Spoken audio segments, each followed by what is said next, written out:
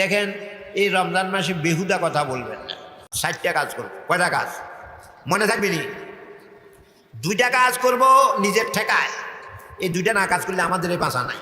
একটা হলো আল্লাহর কাছে বেহেশত চাবো, কি চাবো? আর একটা হলো দুজকের থেকে ফানা চাবো। এই যে তরাবির দোয়ার মধ্যে পড়ে আল্লাহুম্মা ইন্না নাসআলুকাল জান্নাতা ওয়া নাউযুকা মিনান নার, এটা তরাবির পড়লে হক আদায় হইতো। হাঁটতে বইতে দোকানে বইয়া বইয়া আল্লাহুম্মা ইন্না নাসআলুকাল জান্নাতা ওয়া নাউযুকা মিনান নার, এটা করবো। এই 2টা হলো, একটা হলো বেহেশত চাওয়া, দুজকের থেকে ফানা চাওয়া, এখানে 2টো হইল। আর 2টা কাজ করব আল্লাহরে খুশি করতে। আল্লাহরে খুশি করলে ভালো হবে না খারাপ হবে? কি কাজ করলে আল্লাহ খুশি হয়? বেশি বেশি করবো লা ইলাহা ইল্লাল্লাহ, লা ইলাহা ইল্লাল্লাহ, এইভাবে করবো।